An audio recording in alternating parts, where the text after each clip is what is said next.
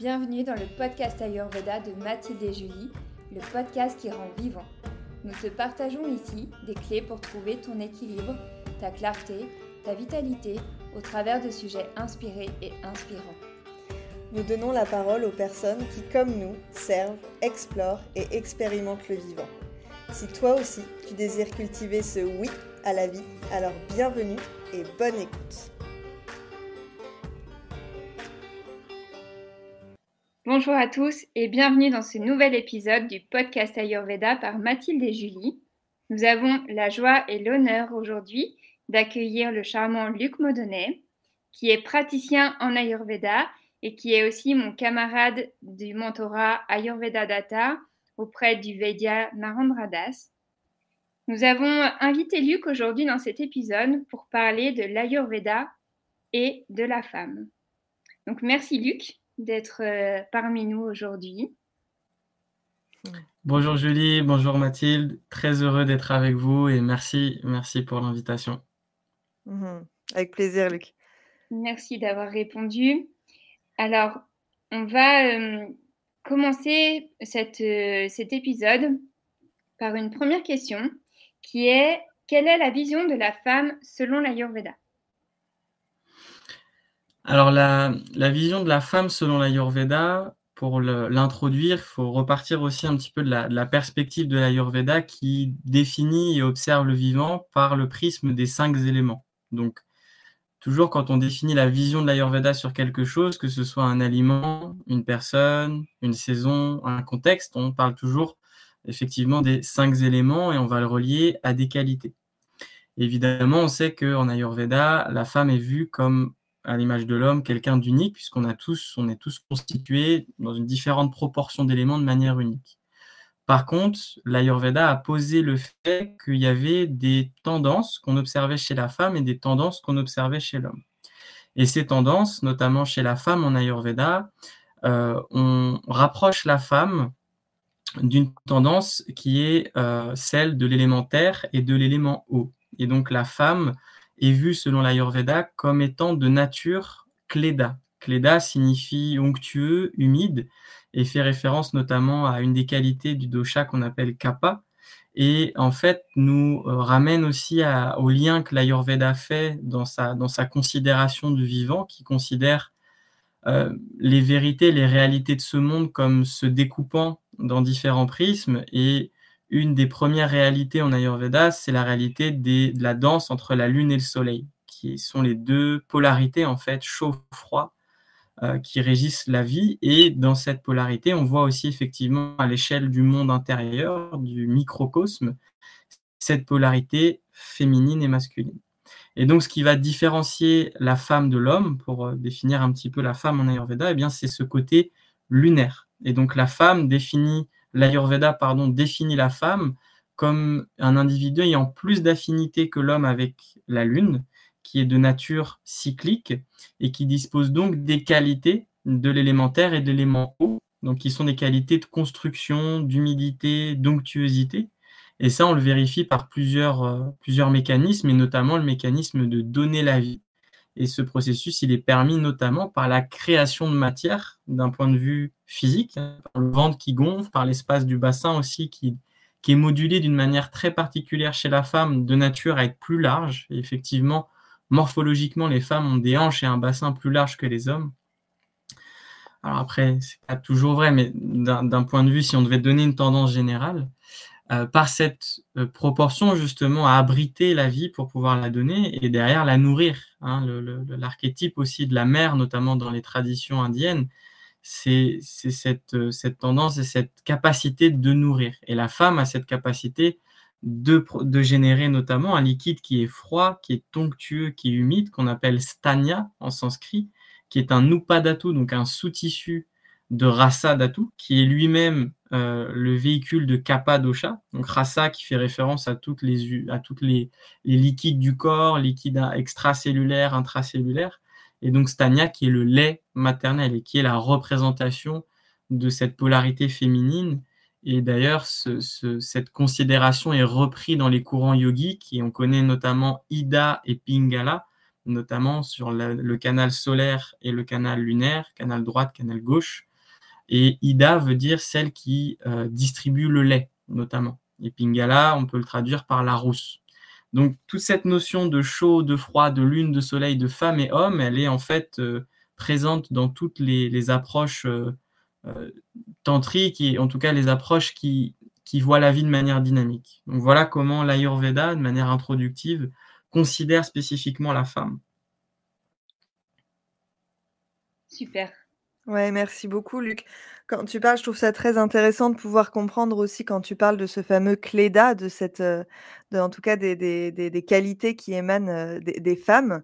Ça me fait penser aux femmes qui dans leur cycle, du coup, vont avoir forcément ces qualités qui vont être plus dominantes, par exemple, au moment de l'ovulation et qui vont diminuer au moment des règles. Est-ce que tu peux nous parler un petit peu de ces qualités qui peuvent se modifier en fonction des cycles?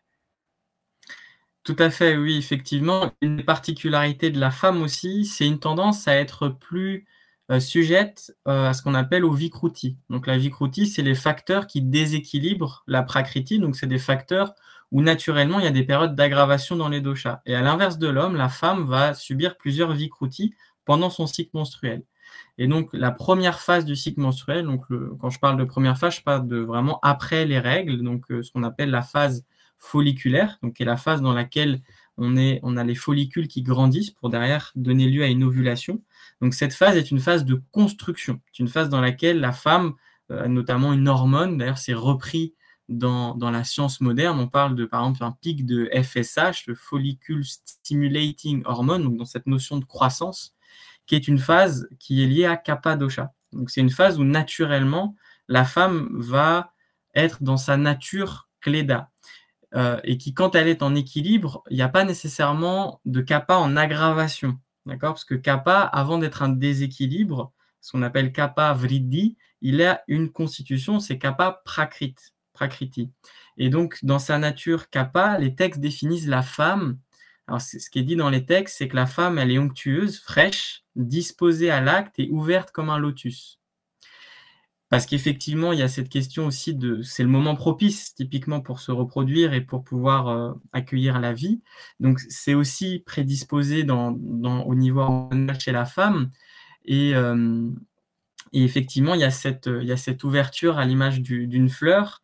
Et les textes définissent en fait ce kapha de cette manière-là, où il y a cette humidité, cette fraîcheur, souvent ce gain d'énergie, cette force, cette stabilité.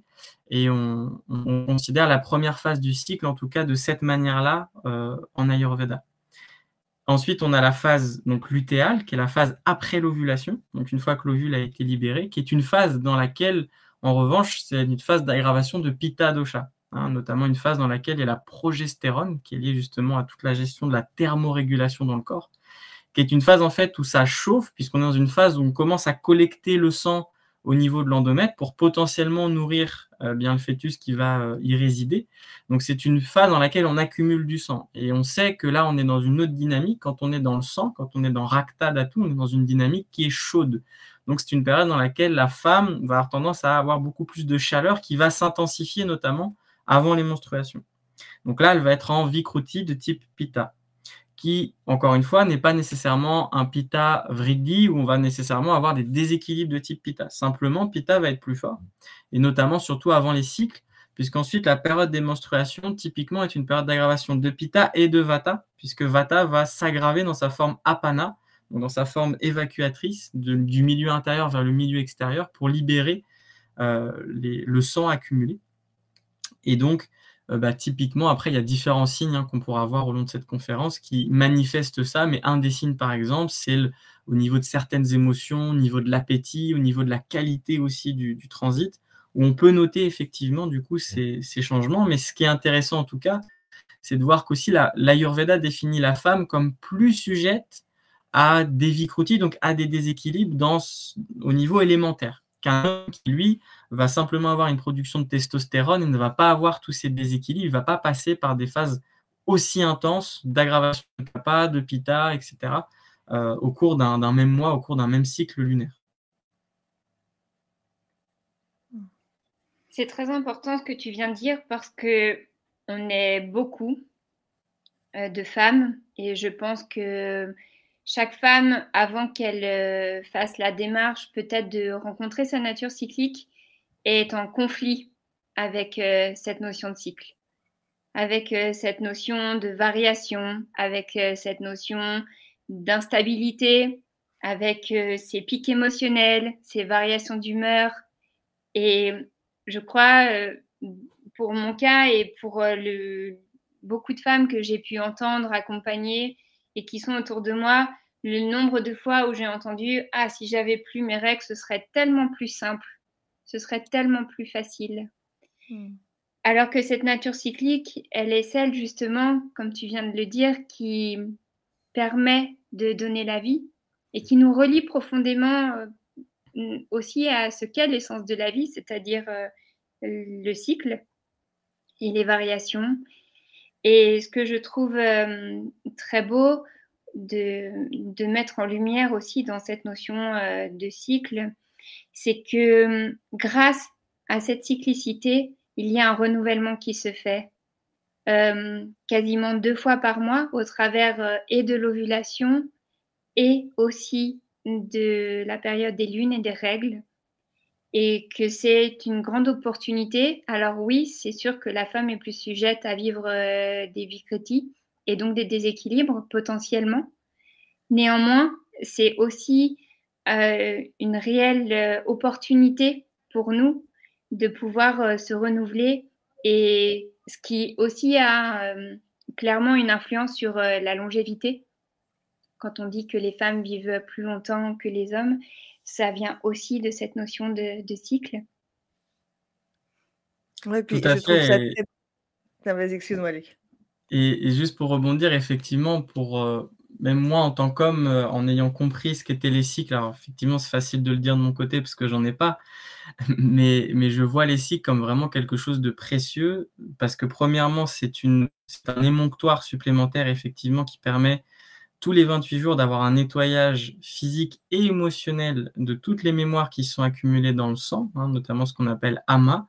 Tout l'ama qui est accumulé, qui n'a pas pu être traité par les autres émonctoires, et la femme a la possibilité d'éliminer, d'évacuer les toxines, et c'est quelque chose de très important. Et c'est aussi ce qui explique que les femmes ne perdent pas leurs cheveux comme les hommes, ou en tout cas pas autant, pas aussi fréquemment, puisque souvent les cheveux sont une mauvaise évacuation de toxines de type chaude. C'est souvent des excès de pitta qui remontent justement. Et en plus, que c'est, comme tu le dis, l'opportunité de vivre les 4 saisons en une, et que c'est un énorme outil de sagesse. Quand on le vit avec conscience, c'est l'opportunité de vivre les différents visages de l'énergie, de ce qu'on appelle la Shakti, c'est de vivre les différentes saisons en une. Et c'est un outil de connaissance de soi extrêmement précieux qui permet d'avoir un feedback quotidien de comment est-ce que je me positionne dans ma vie. Et pour moi, c'est le plus précieux des livres qu'on pourrait avoir, en fait. Et c'est pour la personne qui cherche à avancer dans le chemin de la connaissance de soi, de la connaissance du vivant, en tant que femme, c'est un outil extrêmement précieux, extrêmement dynamique, vivant, direct. Et c'est une vraie chance, en fait. Moi, j'avais la sensation, quand j'ai vraiment pris la conscience de mon cycle, de découvrir que j'avais un pouvoir magique. Ce pouvoir magique justement de la femme, et de pouvoir se rendre compte à quel point on a cette chance finalement tous les mois de pouvoir aussi se purifier, et que finalement plus on respecte cette dynamique de cycle, plus on est dans cette capacité de pouvoir s'observer. Déjà, plus il y a une forme d'intelligence qui se met en place, et une forme de discernement, aussi bien au niveau physique qu'au niveau de notre âme, au niveau de notre esprit. Et je trouve que c'est vraiment un pouvoir magique bien plus puissant que ce qui peut être transmis chez les adolescentes, par exemple, où on va très vite parler de choses plutôt négatives, quoique je trouve que ça change assez. Mais ouais, je trouve que moi, je l'appelle ce pouvoir magique, parce que je trouve que c'est vraiment hyper intense et hyper intéressant. Et la question que je me pose, du coup, peut-être que Luc, est-ce que tu peux nous parler un petit peu plus, quand tu parlais des cycles, tu as fait le lien avec le cycle des saisons aussi.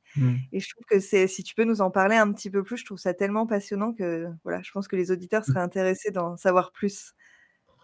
Bien oui, c'est ça qui est fantastique avec l'Ayurveda, c'est que quand on comprend un aspect, par exemple des saisons, en fait, on est capable de comprendre les saisons de la vie, les saisons de la femme, les saisons d'une journée. et ça nous donne beaucoup de sagesse. Et en fait, on comprend que ce qui se vérifie à l'intérieur se vérifie à l'extérieur. Donc, par exemple, quand on parle d'ovulation, donc la période dans laquelle il y a une création, il y a une aggravation spontanée de kapha dosha, en fait, c'est une période qu'on lit au printemps, qui est une période effectivement dans laquelle les bourgeons commencent à s'ouvrir, et les textes d'ailleurs le mentionnent en parlant du lotus, que la femme est ouverte comme un lotus, et du coup, il y a vraiment en fait cette idée-là, tout comme au printemps, les animaux, c'est le moment où ils se reproduisent, hein, c'est la saison des amours, on l'appelle. D'une certaine manière, les périodes qui précèdent un petit peu l'ovulation sont les périodes propices à l'acte et à l'amour, pour féconder la vie en tout cas. Et donc pour la femme, le fait d'embrasser le printemps qu'elle est en train de vivre, c'est aussi du coup le printemps qui est une période de création, une période où voilà ce qui a été profondément, ce qui a maturé dans les racines, a l'opportunité de fleurir et de s'ouvrir au monde. Donc il y a c'est vraiment cet espace d'ouverture. Eh bien, c'est aussi la période pour la femme où c'est propice. Ça ne veut pas dire que c'est pas propice aux autres périodes, mais c'est-à-dire qu'il y a une énergie naturelle qui la soutient. Et c'est ça l'Ayurveda. L'Ayurveda, c'est simplement comprendre la nature pour s'en faire un allié, et du coup de potentialiser sans effort, à moindre coût, ce qui pourrait se passer. Et du coup, le printemps que la femme vit dans sa phase folliculaire est un moment excellent pour justement créer, projeter, développer, nettoyer aussi, c'est-à-dire de mettre des choses en place. Hein. C'est une certaine manière ce fameux nettoyage de printemps où on sent spontanément, et je pense qu'on l'a tous vécu, à ce moment du printemps où il y a le champ des possibles qui s'ouvre, il y a l'année qui se dessine, on sent qu'on a aussi besoin d'enlever ce qui nous freinait ou ce qui ne nous va plus trop, c'est ce besoin de mettre les choses en place. Et typiquement, dans les représentations de la Shakti, c'est un moment où on se connecte beaucoup à Lakshmi ou à Sarasvati, notamment sur la fin. Et Sarasvati, c'est celle qui communique les arts, c'est la sagesse, c'est la musique. Donc, c'est vraiment ce moment où la femme aussi peut extérioriser typiquement ce qu'elle a à l'intérieur. Et c'est typiquement, en fait, aussi, on fait toujours les liens avec la lune aussi, notamment.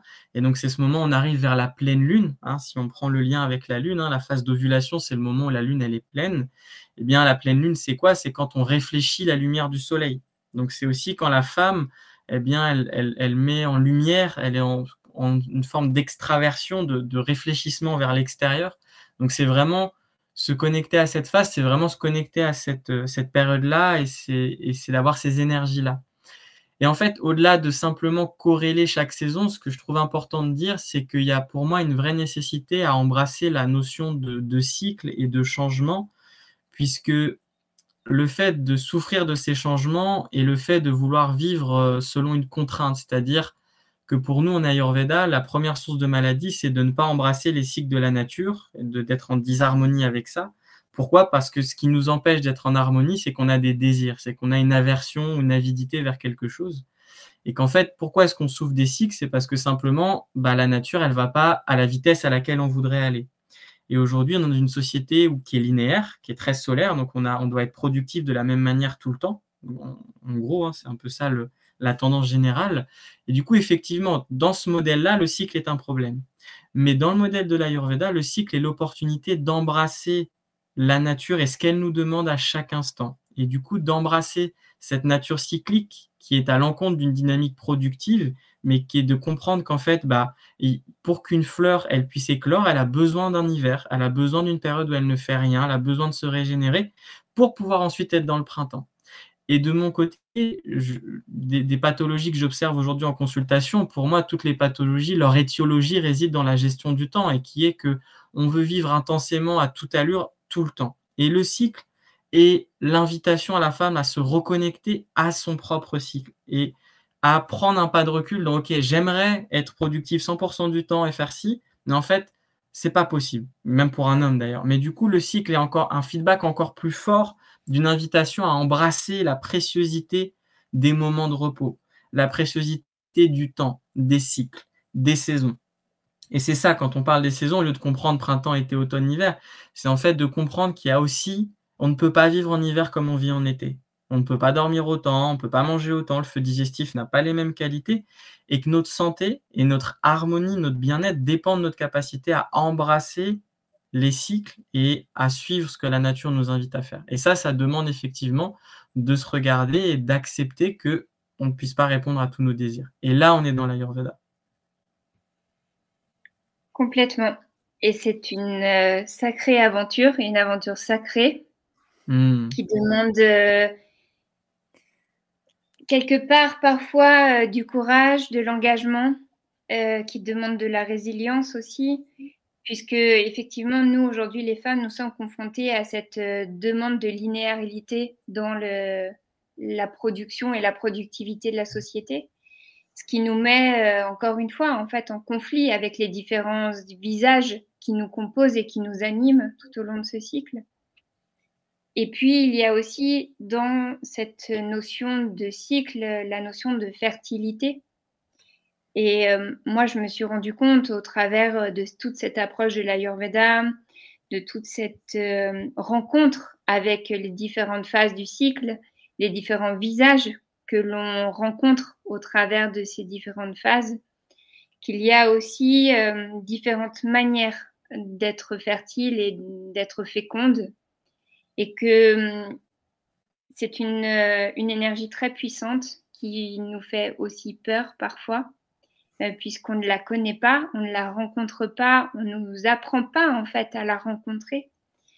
Et on a aussi beaucoup de dommages qui arrivent par ce manque en fait de conscience de cette fertilité, et notamment pour l'aspect de la préménopause et de la ménopause, où là, clairement, c'est comme si la femme ne servait plus à rien, qu'elle n'était plus bonne à rien, qu'elle était maintenant bonne à jeter à la poubelle, à mettre de côté, et que voilà, elle n'était plus utile, puisque ce pourquoi elle est censée être faite, c'est-à-dire donner la vie à un être humain, eh bien, ce n'est plus le cas.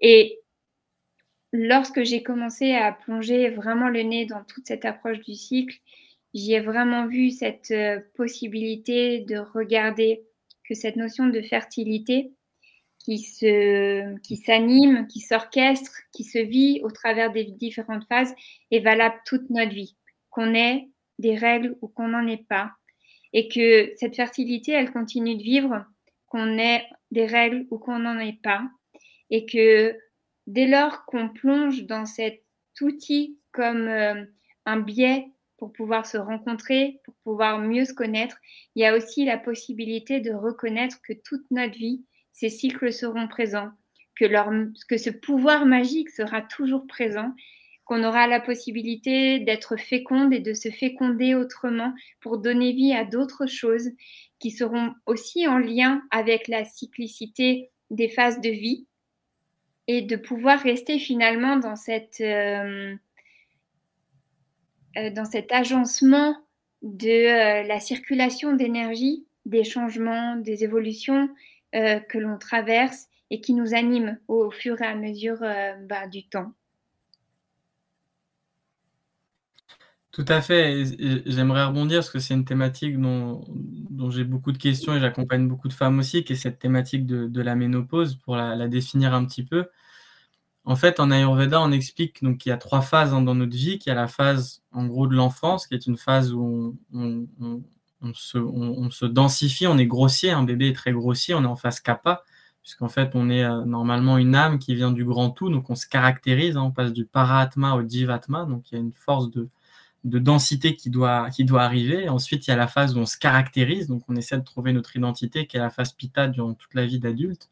Et ensuite, il y a cette phase qu'on appelle la phase vata, qui est une phase dans laquelle on gagne en subtilité. On perd en densité, on voit les personnes âgées ont un corps qui est moins dense, perdent du poids, ont la peau plus sèche, donc c'est une phase dans laquelle on est connecté à Vata dosha, et surtout une phase dans laquelle on est connecté à la subtilité. Et effectivement, comme tu le dis très justement, la ménopause n'est pas l'arrêt de la fécondité, elle est simplement l'invitation à comprendre qu'on rentre dans une ère qui est plus subtile. Et c'est aujourd'hui pour moi ce que je vois qui est le plus difficile à embrasser, c'est cette phase-là, qui est en fait une phase vraiment précieuse, on l'appelle l'ère de la sagesse. Et c'est une phase dans laquelle effectivement la femme, elle est naturellement par la nature et par la vie invitée à se détacher de la matière, puisqu'elle perd en matière. Elle perd en densité, elle va perdre les attributs du corps. Typiquement, la vieillesse, c'est le moment, les cheveux deviennent blancs, notre corps aussi, qui était plus ou moins onctueux, etc., perd ses attributs. Donc naturellement, en fait, la vieillesse, pour l'appeler comme ça, ou en tout cas l'ère de la sagesse, c'est une période qui nous invite à nous détacher de la matière pour nous préparer à revenir au grand tout, en fait. Et la ménopause est pour la femme vraiment l'invitation à comprendre ce changement de rythme, cette transition vers la subtilité. Et en aucun cas, la ménopause est un arrêt. La ménopause est une invitation à entrer dans la nature subtile.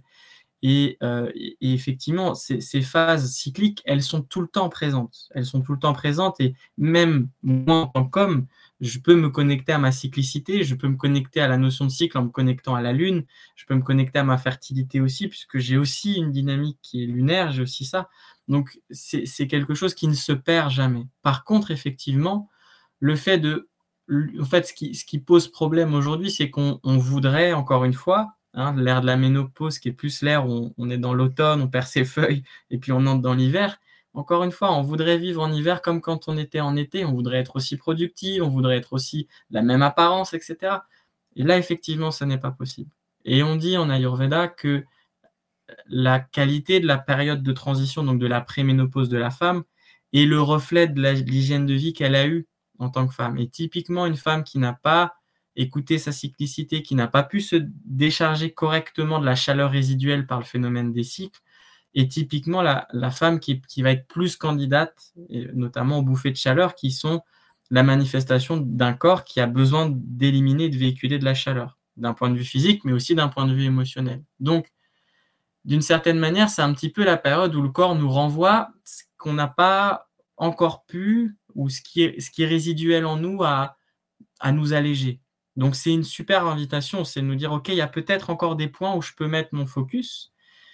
Et derrière, si c'est fait en conscience et si c'est embrassé, c'est la période de la sagesse. Et on a malheureusement perdu ça, mais nos anciens sont ceux qu'on va voir normalement, traditionnellement. Quand on a besoin d'un conseil, on va voir un ancien, puisqu'il a intégré cette phase de caractérisation, il a lâché d'une partie son ego, et il entre au fur et à mesure dans les phases de renoncement, où du coup, il a une clarté, un sattva très inspirant. Et du coup, c'est un privilège même. Et moi, je m'incline devant ces personnes-là qui embrassent cette période-là de leur vie, parce qu'effectivement, elles donnent naissance à une partie d'elles qui est incroyablement puissante.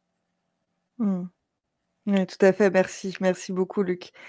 Je me permets de rebondir parce que quand tu parles de la préménopause et de la ménopause, tu parles donc, tu as parlé des bouffées de chaleur et je vois pas mal de femmes que j'accompagne aussi pour qui c'est très difficile cette prise de poids et du coup, je fais le lien avec le cléda dont tu parles, cette nature onctueuse, froide.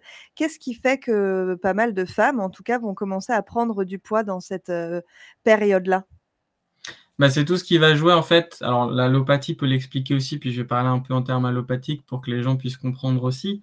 Mais c'est qu'en fait, il y a tout un déséquilibre hormonal qui va se jouer. Habituellement, il y a le taux d'œstrogène qui va monter en période folliculaire, puis qui va baisser, et ensuite c'est la progestérone qui va arriver.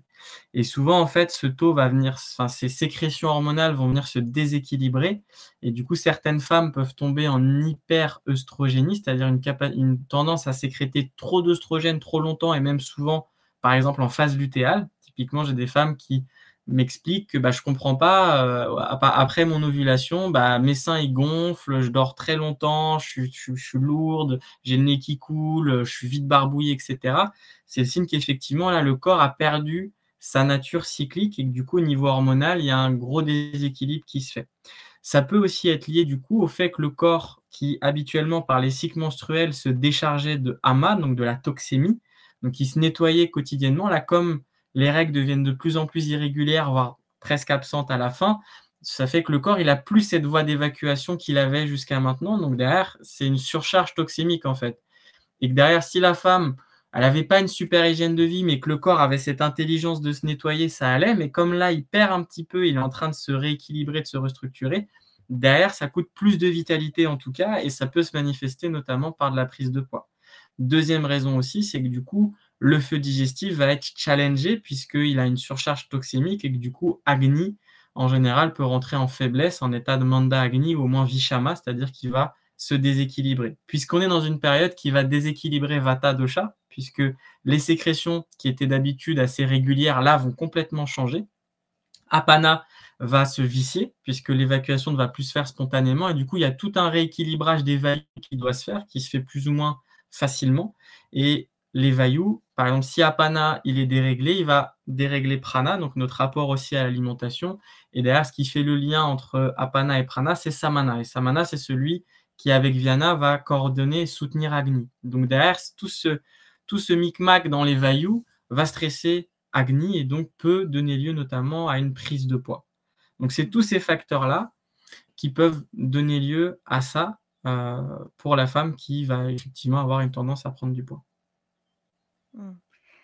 Est-ce que rapidement, pour nos auditeurs qui ne connaissent pas trop l'Ayurveda ou qui n'ont pas forcément les termes des vayus, est-ce que tu peux juste rapidement nous décrire les vayus et puis voilà, juste tu parlais de samana, d'apana, voilà, juste pour des gens qui ne connaissent pas, qui puissent comprendre ce que tu viens d'expliquer, qui je trouve très intéressant et très important. Donc, quand on parle de Vata Dosha, en fait, on parle d'une grande famille. Et on dit en fait que Vata, il s'exprime. Donc, Vata, c'est les forces, c'est la force de mouvement qui résulte de la rencontre de l'élément espace et de l'élément air. Et Vata, il va s'exprimer en 5 divisions qui ne sont pas ce qu'on appelle des sous-doshas. C'est souvent la traduction qu'on fait. Ce n'est pas des sous-doshas, ça reste des manifestations de Vata. Donc, Vata, c'est le mouvement. Et du coup, il va y avoir plusieurs formes, plusieurs force de mouvement. La première force de mouvement, c'est Pranavayu. Pranavayu, c'est la force d'assimilation. C'est la force qui va de l'extérieur vers l'intérieur. Sa loge à Pranavayu, elle réside notamment dans la tête. Et c'est ce qui va régir, par exemple, notre capacité à nous alimenter. Le fait d'avoir de l'attraction vers un aliment à nous, fait qu'il y ait cette force qui nous pousse à prendre un truc de l'extérieur vers l'intérieur, c'est Pranavayu, c'est sa manifestation. Le fait d'inspirer de l'air, le fait de nous nourrir, d'être en contact avec l'extérieur, c'est la manifestation de la force de Pranavayu. Ensuite, il y a une force d'élimination. Apanavayu, souvent on le traduit par vers le bas. C'est pas toujours exactement ça, mais on peut quand même on va grossièrement l'expliquer, mais Apana, c'est quand ça va de l'intérieur de l'organisme vers l'extérieur. Par exemple, quand je vais à la selle, quand j'ai mes menstruations, c'est quand j'ai une évacuation de mon organisme vers l'extérieur. Ça, c'est ce qu'on appelle apana. Et ces deux vayus-là, ils sont particulièrement connectés, prana et apana. Et c'est notamment ce qu'on essaie d'induire en yoga, certains yogas, on essaie d'unir prana et apana, et c'est ce qui va générer certaines formes et certains états de conscience. D'accord ? C'est quand on vient serrer et contraindre et retenir apana, que ça crée une pression et qui permet justement à certaines énergies de monter. Ensuite, on a une pompe qui s'appelle Samana Vyana. En fait, ces deux vayus, on ne peut pas les séparer, puisqu'en fait, et d'ailleurs, les 5 vayus, on ne peut pas les séparer, puisqu'en fait, la meilleure façon de les représenter, c'est avec le tor. Je ne sais pas si les gens voient cette représentation d'un truc qui pulse tout le temps et qui est tout le temps en danse et en mouvement. C'est la représentation des 5 vayus et c'est ce qui constitue notre univers d'ailleurs. Et donc, cette pompe Samana Vyana, c'est Samana, la force qui va de l'extérieur de l'organisme vers l'intérieur. Donc, c'est une force qui est centrifuge pour Samana. Et Vyana, c'est cette force de diffusion qui va de l'intérieur vers l'extérieur. Et continuellement, il y a cette pompe qui se fait entre Samana et Vyana qui permet justement à la fois de contenir. Donc, par exemple, quand j'ai un aliment dans mon tube digestif, pour pas que les aliments ils se barrent n'importe où et qu'ils soient bien compacts et que les enzymes puissent agir dessus, c'est Samana qui est à l'œuvre. C'est pour ça que Samana est de l'entité qui supporte le plus Agni dans certaines loges. Et ensuite, on a Vyana qui va permettre justement d'exprimer à l'extérieur, de diffuser, par exemple, de faire en sorte qu'un nutriment qui a été extrait justement par Samana qui l'a contenu, il soit distribué correctement dans le corps. Ça, c'est Vyana Vayu. Donc, ça, c'est les 4 Vayus qui sont à l'œuvre. Et ensuite, on en a un 5e, qui est un Vayu qui est plus subtil, qu'on appelle Udana. Et Udana, c'est la force de transcendance. On dit qu'il part du nombril pour aller jusque dans la gorge et dans la tête. On dit que c'est celui qui favorise la prise de conscience, qui soutient la parole et l'enthousiasme. Et en fait, Udana, alors certains textes ne sont pas toujours d'accord, disent que c'est lui qui provoque le rot ou le vomissement. Ce n'est pas toujours le cas. En tout cas, il va être à l'œuvre des forces ascendantes. Et ensuite, il y a certains sous-vayus, puisqu'il y a encore d'autres sous, des subdivisions. Et notamment pour le vomissement, on dit que c'est Naga Vayu. Et ensuite, il y a tout un tas de vayus qui sont à l'œuvre et qui sont que des vayus qui sont plus subtils. Mais en gros, quand on parle de vayus, on parle de des différentes directions de l'énergie.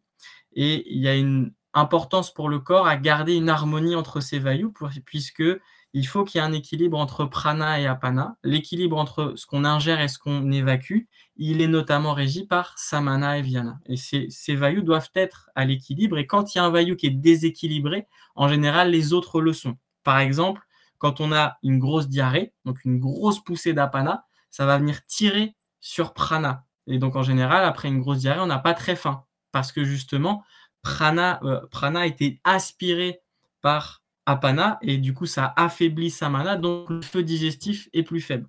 Donc, à chaque fois qu'il y a un vayu qui s'aggrave, les autres vont s'affaiblir. Et c'est pour ça qu'il est important de toujours être conscient de la sollicitation de nos vayus. Et typiquement, si j'ai un pranavayu exacerbé avec une envie de m'alimenter extrême et que je n'élimine pas, il y a un déséquilibre. Il y a pranavayu qui est vicié. Donc, cette connaissance des vayus, c'est la base de l'Ayurveda et notamment du yoga.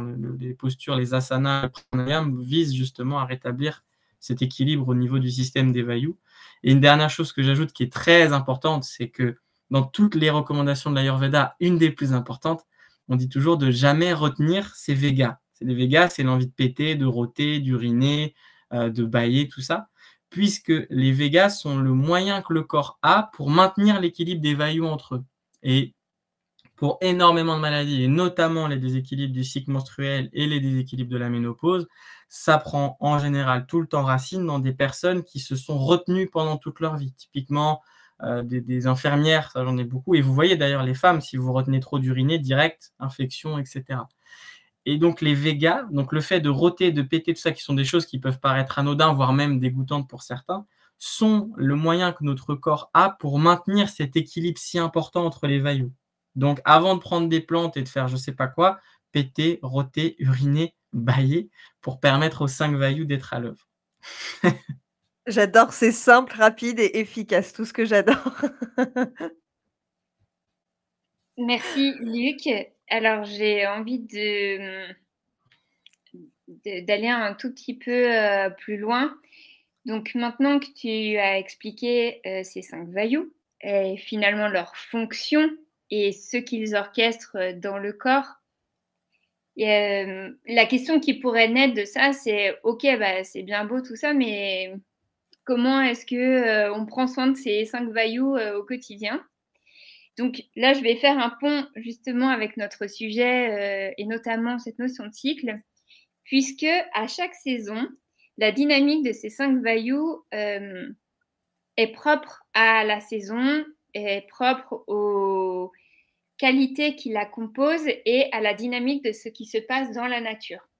Donc, dès lors que l'on s'intéresse à cette notion de cycle, on revient forcément à l'intérêt du fonctionnement et de l'orchestration de ces 5 vayus. Donc, lorsqu'on regarde la nature à chaque saison, on voit très bien cette dynamique de qu'est-ce qui se passe dans la nature, de la sève qui monte, de la sève qui descend, des feuilles qui tombent, de la neige qui est là, des fleurs qui poussent, des bourgeons et puis des feuilles. Et tout ça, finalement, est l'illustration parfaite de la dynamique de ces 5 vayus entre eux et qui sont le miroir des 5 vayus en nous. Donc, dès lors que l'on s'intéresse à cette connaissance du cycle, et du miroir qu'il nous fait, ça permet de pouvoir se mettre en lien avec ces 5 vayus et donc avec la possibilité de rester en contact avec cette capacité innée d'autorégulation sans avoir besoin de penser « Ah, mais attends, là c'est prana, ou là c'est apana, ou là c'est samana » et de revenir dans quelque chose de l'ordre de l'observation de la nature qui nous permet de revenir à notre nature et donc à la dynamique de ces 5 vayus au fil du temps, au fil des saisons, au fil des propres saisons que l'on vit en tant que femme dans nos cycles et donc cette autorégulation naturelle qui existe. Et ça, je trouve que c'est important de pouvoir le dire parce que là, tout de suite, on pourrait se dire « Waouh, ça apparaît hyper compliqué ». Alors que lorsqu'on regarde la nature, il y a quelque chose de très spontané, quelque chose d'inné qui est là et quelque chose même presque du bon sens. On voit bien qu'à la sortie de l'hiver, là, quand il a commencé à avoir les premiers rayons du soleil, que la chaleur a commencé à arriver, cette envie intérieure qui est apparue, d'avoir envie de retourner dehors, de retrouver des amis, de recommencer à être un peu plus tourné vers l'extérieur. Donc, on sent bien qu'il y a un vrai parallèle entre ce printemps extérieur et ce printemps intérieur qui, finalement, nous décrit comme plus ouverte, comme un lotus. Et cette ouverture, elle est aussi celle-ci, celle d'être simplement parfois plus disponible à l'autre, chose qu'on ne ressent pas forcément en hiver, où on a plutôt envie de quelque chose de plus cocooning. Et c'est vraiment beau de pouvoir regarder qu'il n'y a pas forcément besoin de rentrer dans une très grande complexité de compréhension, et simplement dans cette reliance à la nature, au miroir qu'elle nous fait, et à ce rappel que oui, nous sommes cycliques, et que oui, dans un mois, on va vivre 4 saisons, et que durant ces saisons, il y a aussi des intersaisons, donc il y a aussi des passages et des transits qui se vivent, et que tout ça nous apporte une réelle richesse de connaissance de soi, de connaissance de notre nature, et aussi d'acceptation des aspects de notre nature. Parce que oui, nous, les femmes, nous avons plusieurs visages, et que oui, quand un mec nous dit « Ah, bah, c'est bon, toi, tu as tes règles », eh bien oui, j'ai mes règles. C'est vrai. Et en fait, j'adore. Et au lieu de me dire ça, tu pourrais plutôt me dire « Comment est-ce que je peux te soutenir dans cette période où tu as tes règles ?» plutôt que de me dire ça en forme de reproche et de dire « Oh non, encore quel calvaire, elle est insupportable quand elle a ses lunes. » Eh bien non, c'est un passage en fait où nous sommes dans une forme d'automne et puis d'hiver, et en préparation de ce printemps, et qu'à ce moment-là, eh ben oui, on a peut-être besoin de soutien. Donc messieurs qui nous écoutez, sachez qu'il y a une très grande sagesse et une possibilité de retrouver un équilibre aussi dans les couples et dans la vie commune au travers de cette connaissance du cycle qui est magnifique et qui est un très grand pouvoir pour tout le monde, en fait. Est-ce qu'on pourrait pas dire aux hommes, justement, de dire, au lieu de dire: «Ah, tu as tes règles», de dire: «Waouh, ton pouvoir magique arrive, génial!» tu vois? Et oui, et moi, je suis aussi très content, parce que souvent les femmes me disent: «Ah, mais tu parles des cycles, mais toi, tu as pas tes cycles, comment tu sens ça?» et cetera. Et en fait, je trouve ça très important qu'en tant qu'homme, on ait cette connaissance-là, et c'est pour ça que quand on fait des partages ou des choses autour de la femme, j'invite, et je suis content aussi d'être en tant qu'homme et de le faire, puisque c'est pas un sujet en fait qui est réservé aux femmes. Et moi, ça m'est arrivé même de demander à des ateliers, on me dit: «Mais qu'est-ce que tu viens faire ça? Enfin, c'est pour les femmes, c'est notre truc». Mais en fait, il y a aussi pour nous, et en tout cas pour moi en tant que praticien de l'Ayurveda, il y a effectivement une vraie sagesse et une vraie richesse à se connecter eh bien, à ces différents visages, à ces différentes saisons, à les comprendre, et aussi nous à embrasser, parce qu'on a aussi une nature cyclique, on a aussi un lien, on a aussi des influences qui sont certes différentes, mais qui sont bien là. Et il y a cette capacité de comprendre, puisque en général, cette réflexion en fait de « Ah, toi, tu as tes règles », en fait, c'est que la Shakti, elle fait peur à l'homme, puisqu'elle est changeante. Et le changement nous fait peur, nous ramène à l'impermanence de la vie, nous qui sommes si linéaires et qui avons du mal à ça. Et en fait, c'est une vraie richesse d'embrasser ça, puisque la vie est changement, puisqu'il y a des saisons, puisque la femme nous ramène en fait à cette réalité de l'impermanence qui est si pénible à accepter et à garder. Et l'éveil ne vient pas du rejet de cette Shakti, elle vient de l'union entre Shiva et Shakti, entre cette stabilité de Shiva qui est celui qui médite des milliers d'années sans bouger, de la Shakti qui danse autour.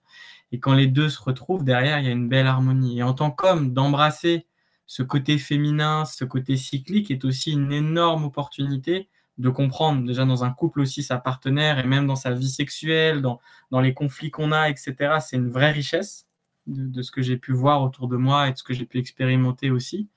Et derrière, pour nous aussi en tant qu'hommes, c'est de voir en fait, mais quel est mon lien à la lune, quel est mon lien aux saisons, et qu'est-ce que je ressens dans cette saison-là. Enfin, ce parallèle qu'on fait avec la saison, les vailloux, etc., on le vit tout autant aussi en tant qu'homme. Et on a aussi des phases, on a aussi des moments, il y a aussi des choses qui se manifestent, alors vraiment différentes des femmes, mais cette nature cyclique, nous l'avons aussi en tant qu'hommes, et c'est très important, je pense, d'embrasser ça et d'observer la sagesse du cycle aussi, de nous dire, en fait, est-ce que moi, en tant qu'homme, j'arrive à être capable de pas être aussi productif tout le temps quand mon corps me dit que non, de me dire, en fait, là, non, je me sens que je dois me reposer et c'est pas toujours facile non plus. Et c'est important. C'est important de retrouver ce qu'on appelle Kala Vidya, c'est-à-dire la sagesse du temps, qui est le plus grand des enseignants, mais qui est aussi ce qui nous fait le plus peur. Complètement. Et ce qui est aussi totalement connecté à Vata Dosha et à ses divisions. Tout à fait. Tout à fait. Et on dit d'ailleurs que Vata, c'est le plus, c'est le tout des, enfin, que c'est celui qui s'aggrave le plus vite, que quand tu traites Vata, tu traites tous les doshas, et même les textes, ils mentionnent, quand on lit les textes, quand on regarde les types de maladies, quand on regarde les maladies type Vata, il y en a 80, il y en a plein, puis c'est des trucs très compliqués. Quand c'est Pitta, il y en a 40, quand c'est Kapha, il y en a 20, parce que justement, Vata est celui qui s'aggrave le plus, c'est celui qui régit et qui est le maître de tous les doshas, puisqu'il nous ramène justement, parce que sans mouvement, pas de vie, c'est lui qui permet au prana de circuler, à cette force de vie d'être en nous, celui qui régit l'inspire, l'expire, qui est la base de notre espace-temps. Et aujourd'hui, je pense c'est notre enseignant Narendra Das qui dit ça, on est dans une société rajasique, on est dans une société où on est tous plus ou moins en déséquilibre de type Vata, puisqu'on a tous un conflit avec l'espace-temps, en général. Et du coup, pour moi, il y a un vrai besoin et une vraie opportunité à comprendre le temps, les cycles, les saisons, les âges, les périodes de la journée, et de se reconnecter à ça. C'est, je pense, le plus grand des remèdes. Et par exemple, un exemple tout bête, mais effectivement, on peut se demander pourquoi aujourd'hui, parce que j'ai beaucoup de femmes qui me disent, mais avant, on se plaignait pas, nous, de la ménopause, machin, etc. Avant, c'était plus simple, avant, il n'y avait pas tout ça. Bon, déjà, avant, c'est qu'on en parlait moins aussi. Mais aussi, c'est que dans notre société actuelle, on a perdu cette connexion au cycle, parce qu'avant, on n'avait pas le choix, en fait. Quand il faisait nuit, puis on ne pouvait pas faire grand-chose de plus. Et là, aujourd'hui, on peut vivre à 22 heures, et dans notre corps, c'est comme s'il y avait du soleil, puisqu'il y a une lumière au-dessus de ma tête, donc au niveau de mes productions hormonales, tout ça est biaisé. Donc cette perte qu'on a par rapport au rythme des saisons, de la nature, etc., est aujourd'hui l'étiologie de nombreux déséquilibres. Et l'invitation aussi, c'est en fait de se questionner mais quel est mon lien au cycle du jour et de la nuit déjà? Qu'est-ce que vous faites quand la lune, elle est là? Et déjà, de simplement prendre ce truc-là, c'est déjà énorme en fait. Qu'est-ce que vous faites quand le soleil il se lève? Est-ce que vous êtes avec lui? Est-ce que vous êtes en harmonie déjà? Sans parler des saisons, des vailloux, des machins, etc. Déjà, est-ce que tu sais quand le soleil il sort? Est-ce que tu te lèves en même temps que lui? Est-ce que tu te lèves avant lui? Et est-ce que tu as remarqué la différence de si tu vis comme pendant le soleil, pendant la lune? Est-ce que tu t'es connecté à ça? Et déjà, rien que ça, mais pour moi, vous faites plus d'Ayurveda que quelqu'un qui connaît par cœur les doshas, les vailloux, etc. Parce qu'en fait, quand on parle d'Ayurveda, on parle de l'expérience de la vie autour de nous. Et s'il y a un truc, je pense, à retenir par rapport à ça, c'est simplement se connecter au cycle qui nous entoure. Et ça peut simplement commencer par une journée, par la lune et par le soleil, qui sont les seules réalités de ce monde. C'est aussi ce que notre enseignant dit, c'est qu'en fait, il y a 3 réalités dans ce monde. Il y a la lune, le soleil et nous. C'est tout. Et celui qui connaît ça, il connaît tout. Merci, ça fait du bien. C'est toujours dans les choses finalement les plus simples que ça nous reconnecte au plus profond et ça fait du bien de reconnecter en tout cas à cet espace de simplicité, d'observation et du temps qui peuvent demander beaucoup d'efforts parfois et qui en même temps sont juste là. Et comme tu dis, il n'y a pas besoin d'aller chercher midi à 14h dans les textes, dans telle plante et que finalement on a déjà beaucoup d'intelligence qui est présente en nous, quoi. Merci beaucoup Luc. Avec plaisir. Du coup, Luc, est-ce que tu peux nous dire ce que tu proposes? Comment toi, est-ce que tu pratiques? Où est-ce qu'on peut te retrouver? Enfin voilà, nous partager un petit peu, qui tu es au travers de l'Ayurveda.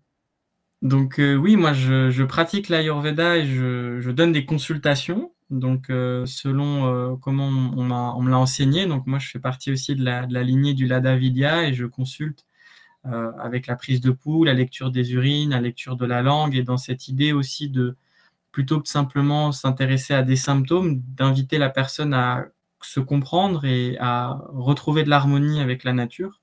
Donc j'accompagne et je consulte dans mon cabinet à Paris, à Montparnasse, dans lequel je fais des accompagnements en Ayurveda et j'y inclus aussi des soins.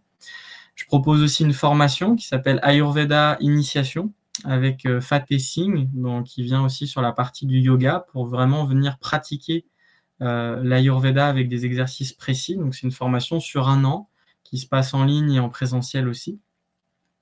Et le prochain événement auquel j'aimerais aussi inviter les personnes qui écoutent sur ce sujet de la femme, c'est un atelier qui a lieu avec notre enseignant à moi et Julie, le Vedya Narendra et Jyoti Livjit, qui est sa compagne, qui vont parler donc d'un atelier qui s'appelle Yogini, qui est un atelier autour de la connaissance justement des cycles, autour de la connaissance de la femme, et dans lequel on va vraiment venir en profondeur sur tout ce qui se joue dans une femme au moment des cycles. On va venir en profondeur sur cet espace si important qu'est le bassin, et voir en fait qu'est-ce qui se passe dans le bassin, qu'est-ce qui fait qu'on a des déséquilibres à ce niveau-là, et surtout qu'est-ce qu'on peut faire pour se reconnecter à ces cycles comme pratique. Donc il y a des postures qui seront enseignées, des méditations qui seront enseignées, des mantras particuliers aussi qui seront enseignés, notamment le Karnika Parameshwari Mantra, qui est un Gayatri Mantra particulier.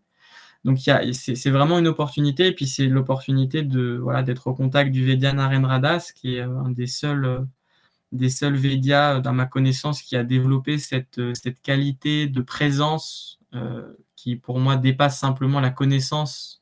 Il n'a pas que de la connaissance de l'Ayurveda, il a une vraie expérience de ce qu'il transmet et une vraie sagesse. Donc cet atelier, il a lieu du 17 au 19 mai, à côté de Paris, à 5 minutes de Paris, dans une ville qui s'appelle Villejuif. Donc il y aura toutes les informations dans la description. Il a lieu sur 3 jours.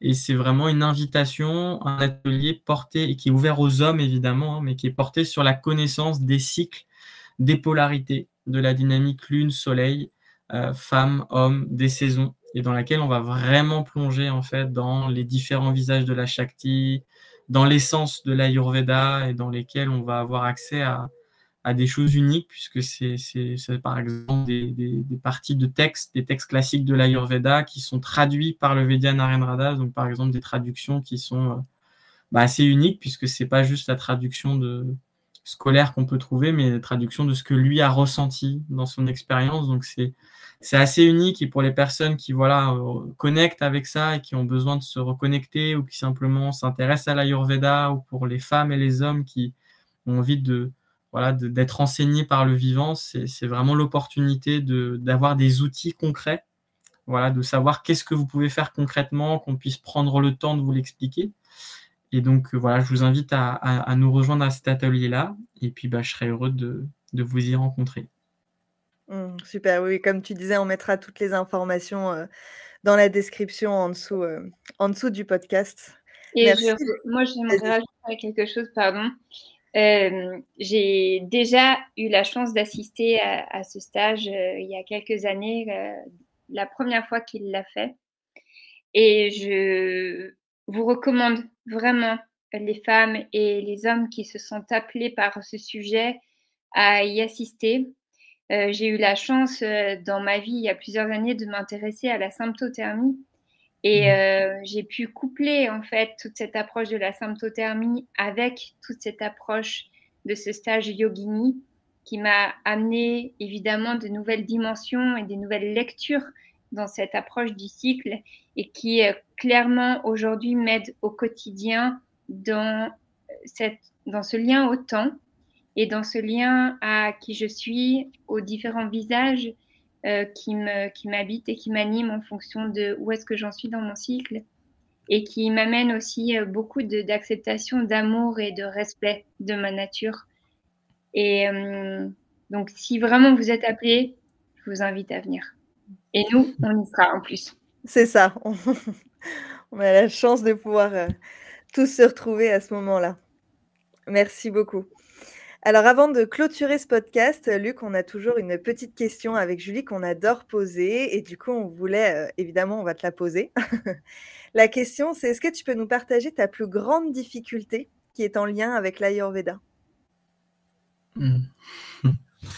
Ma plus grande difficulté, c'est d'appliquer ce que j'enseigne. C'est-à-dire que, effectivement, je suis aussi pris par ce rapport au temps, et cette envie notamment de faire beaucoup de choses dans la thématique de l'Ayurveda, qui est passionnante et qui est tellement riche. C'est infini, l'Ayurveda. Donc, il y a énormément de choses qui m'intéressent, énormément de choses qui m'appellent. Il y a plein de projets que j'ai envie de faire, et j'ai souvent cette difficulté à me limiter, à prendre le temps, à accepter aussi de patienter.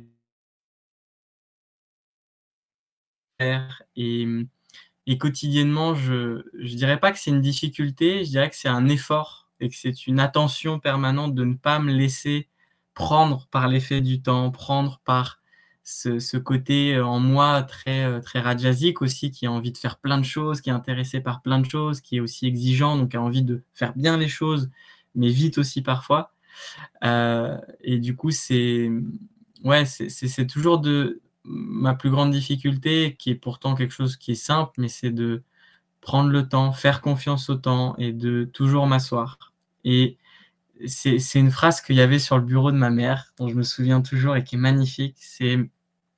Elle dit, c'est une citation qui dit: il est nécessaire de méditer 1 demi-heure tous les jours, sauf quand vous êtes pressé. Alors là, 2 heures sont nécessaires. Et c'est ce que j'essaie en fait de me dire, c'est que je me dis: ah non, mais là j'ai pas le temps de méditer ce matin, etc. Et je me dis: mais en fait là, c'est là où tu dois méditer, tu dois t'asseoir et observer et regarder tout ça. Et c'est vrai que c'est pas facile tous les jours, et c'est quelque chose que j'essaie d'embrasser quotidiennement, et voilà, de prendre du temps pour moi. C'est quelque chose que j'essaye de faire et qui est pas toujours facile, parce que voilà, j'ai tendance à me laisser aborder par plein de choses. Mais quotidiennement, je me relie à cette beauté, et voilà, j'essaie de faire cet effort de m'asseoir et de me connecter à la nature, de prendre le temps d'observer en fait, simplement aussi, plutôt que de faire. Prendre le temps d'être plutôt que de faire. Voilà. Merci beaucoup Luc. Merci pour tous ces partages, pour ce super épisode. Eh ben, écoutez, j'ai envie de vous dire, on se retrouve, dans 15 jours pour un nouvel épisode, et puis en attendant, vous allez pouvoir avoir, toutes les informations, concernant cet épisode, dans la description. À très bientôt. Merci, à bientôt. Tu as aimé cet épisode? Dis-nous ce qui t'a plu en commentaire. Puis clique sur le 5 étoiles, abonne-toi et fais-le voyager. Tu es curieux? Découvre les packs Sommet Ayurveda qui contiennent des dizaines de contenus vidéo, audio et PDF disponibles sur notre site internet podcast-ayurveda.com. On se retrouve dans 15 jours pour un nouvel épisode.